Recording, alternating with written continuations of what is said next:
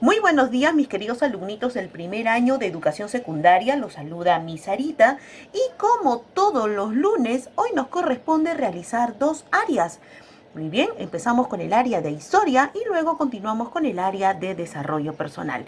Muy bien, empezamos entonces con historia. Ustedes entran ya al tema número 3, correspondiente a la clase número 4 del tercer bimestre. Muy bien, para ustedes entonces les toca el tema la civilización de Roma. Muy bien, vamos a ver entonces en la primera diapositiva el origen de Roma, pero en tradición oral. Muy bien, acá existe una leyenda, la famosa leyenda de Rómulo y Remo. Se dice que Rómulo y Remo fundaron la ciudad de Roma. Ellos fueron abandonados a las orillas del río Tíber cuando eran niños y una loba los alimentó, como pueden ver en la imagen. En agradecimiento, ellos deciden fundar una ciudad a orillas del río Tíber y lo llaman Roma. Vamos a ver la siguiente diapositiva.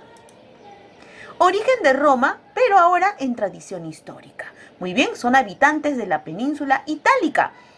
Fueron los etruscos por el norte, una compleja cultura y ricas ciudades. Los itálicos estaban en el centro, era una cultura primitiva y se dividían en numerosos grupos, como sabinos, latinos, entre otros. Los latinos se instalaron a orillas del río Tíber.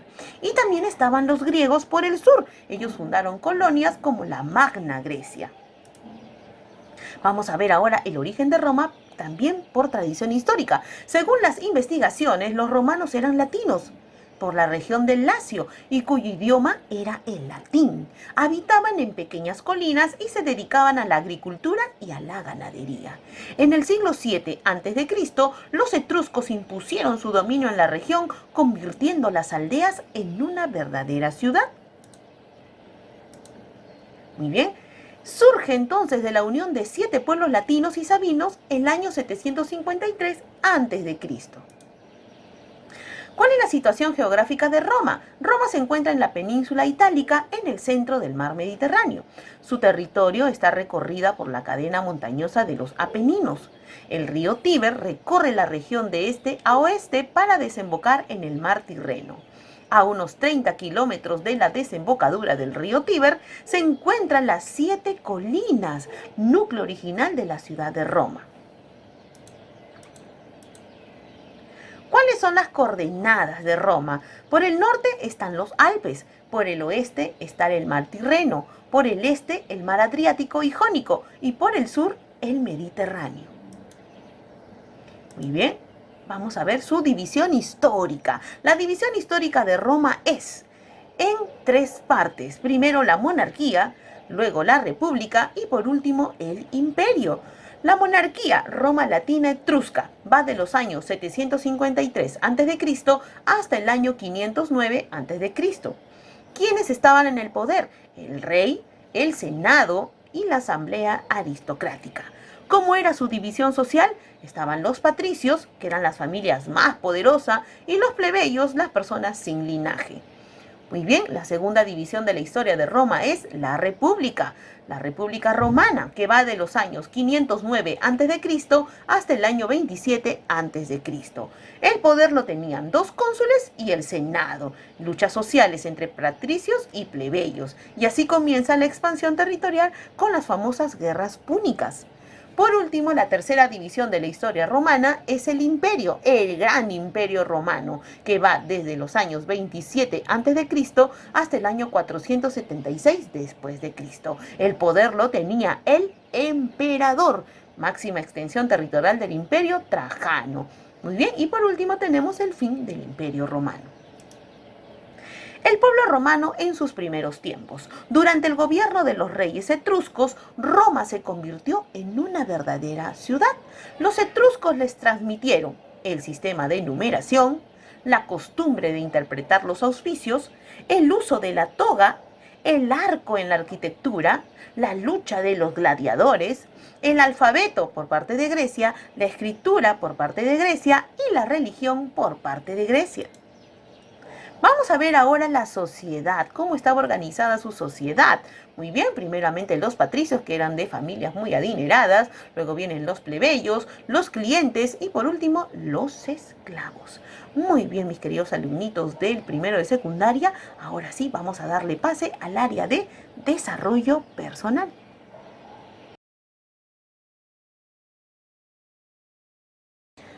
Muy bien, mis queridos alumnitos del primer año de educación secundaria, continuamos entonces con el área de desarrollo personal y ustedes van a entrar a un nuevo tema que es percepción, atención y memoria. Muy bien, vamos a empezar entonces con los conceptos básicos de sensación y percepción. Muy bien, llamamos sensación, chicos, a la capacidad pasiva de recibir estímulos, impresiones, a través de nuestros sentidos. Para que un estímulo pueda ser captado por alguno de nuestros sentidos, ha de superar un nivel mínimo de intensidad, llamado también umbral mínimo o umbral absoluto. El umbral máximo es, en cambio, la mayor cantidad de un estímulo que puedan soportar los sentidos. Más allá de él, ya no se produce aumento de sensación. El estímulo son agentes físicos, químicos, mecánicos que desencadenan una reacción funcional llamada respuesta en un organismo. Serán estímulos, por ejemplo, las ondas sonoras, las reacciones químicas que activan el sentido del gusto o el olfato, las longitudes de onda de la luz reflejadas por las superficies. Muy bien, vamos a ir a la siguiente diapositiva. Muy bien, tenemos acá ahora el concepto de percepción. La percepción es la capacidad activa, constructiva, de captar objetos o sensaciones, organizándolos y dándoles un sentido. La percepción implica un proceso de atención, selección, organización, integración e interpretación de las sensaciones recibidas. Vamos a ver ahora la diferencia entre sensación y percepción. La sensación, chicos, precede a la percepción. En el proceso sensible se capta un estímulo, por ejemplo, la alarma de una puerta.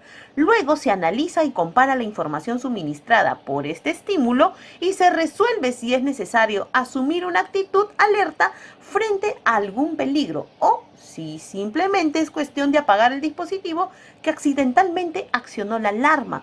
Esto vendría a ser la percepción.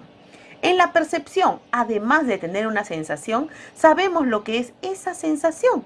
Lo fundamental en la percepción es la atención, selección e interpretación de esas sensaciones. De hecho, hay multitud de sensaciones que nos pasan desapercibidas, ya que no les prestamos atención y por tanto no la interpretamos.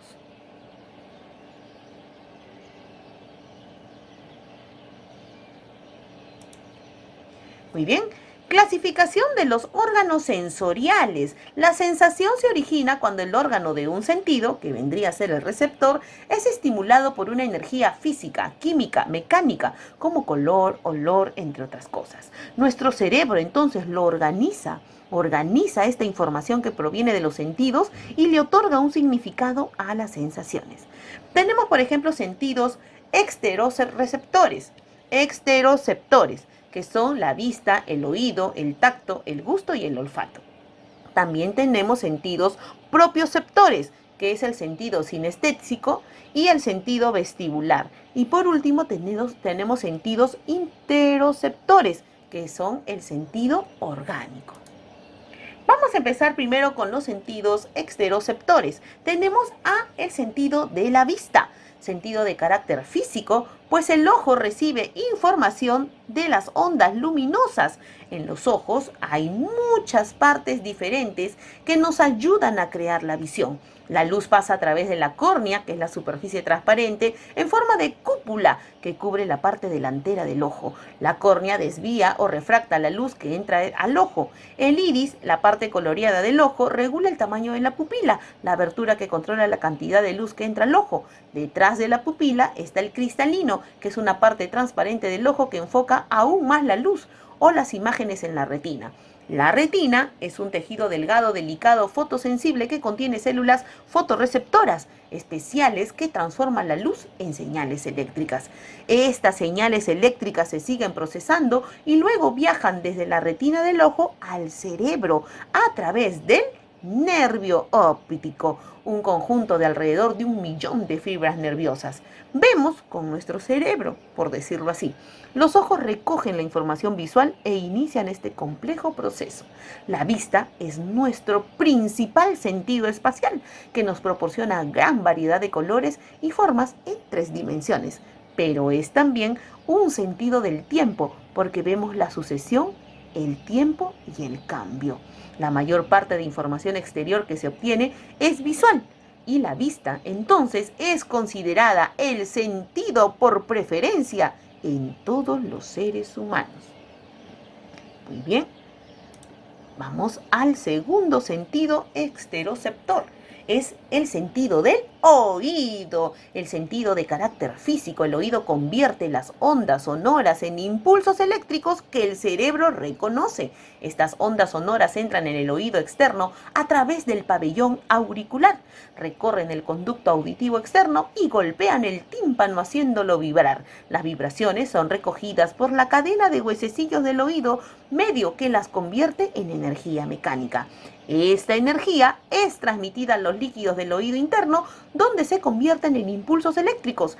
Estos impulsos viajan a lo largo del nervio auditivo hacia el cerebro, donde se decodifican y son percibidos como sonidos. Cuando una parte del sistema auditivo no funciona bien, el resultado es una pérdida auditiva distinta según el área afectada. Muy bien, vamos a la siguiente ahora. Vamos al sentido del tacto.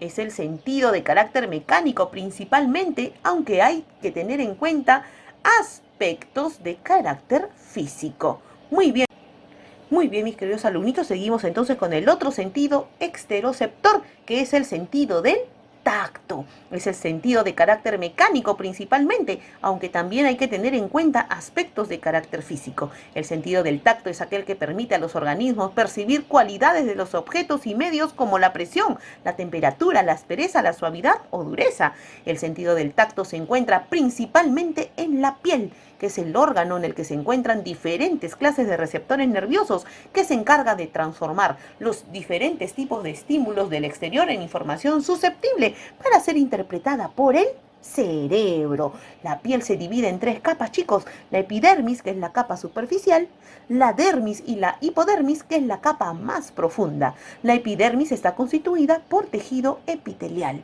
Debemos tener en cuenta que, aunque principalmente el sentido de tacto se encuentra en la piel, también lo encontramos en las terminaciones internas del organismo, pudiendo recibir los altos cambios de temperatura o el dolor, por lo que es el más importante de los 5 sentidos, permitiéndonos percibir los riesgos para nuestra salud, tanto internos como externos. La parte que gobierna el tacto en el cerebro es el lóbulo parietal. Muy bien, tenemos ahora el siguiente sentido exteroceptor, que es el sentido del gusto. El sentido del gusto es de carácter químico. El sentido del gusto se encuentra en la lengua, y la lengua es un órgano musculoso ubicado dentro de la boca o cavidad oral. La sensación que un alimento produce en el sentido del gusto se llama sabor. Nos permite percibir muy pocos sabores, básicamente son solo 4: dulce, salado, ácido y amargo. La riqueza de gusto se consigue combinando estos 4. Detectar esos sabores es la función de las papilas gustativas en la boca. Su importancia depende de que permita seleccionar los alimentos y bebidas según los deseos de la persona y también según las necesidades nutritivas. El gusto actúa por contacto de las sustancias químicas solubles con la lengua. El ser humano es capaz de percibir un abanico amplio de sabores como respuesta a la combinación de varios estímulos, entre ellos textura, temperatura, olor y gusto. Muy bien. Vamos ahora con el siguiente, el sentido del olfato, que es otro sentido exteroceptor. Muy bien, el sentido del olfato es un sentido químico también. Sentidos químicos son el gusto y el olfato, no se olviden. Se les llama así porque para percibir un determinado olor necesita darse una reacción química entre ese estímulo u olor y los receptores del sentido del olfato. El sentido del olfato entonces nos ayuda a identificar alimentos y a evitar sustancias que puedan ser peligrosas para nuestra salud. Es un quimioreceptor en el que actúan como estimulante las partículas aromáticas o odoríferas, desprendidas de los cuerpos volátiles que ingresan por el epitelio olfatorio ubicado en nuestra nariz y son procesadas por el sistema olfativo. Tenemos más de 50 millones de receptores olfativos que están en dos zonas del epitelio olfatorio. En la base del cerebro tenemos los bulbos olfatorios. Los receptores olfativos aportan información a través de los axones que llegan hasta los bulbos olfativos. Muy bien, mis queridos alumnitos del primer año de secundaria, vamos a cortar entonces este tema para continuarla la próxima clase. No se olviden que, como siempre, se les envía su clasecita por medio de nuestro WhatsApp grupal. Espero que tengan un excelente lunes, cuídense mucho, por favor, y nos encontramos la próxima clase. Hasta luego, chicos.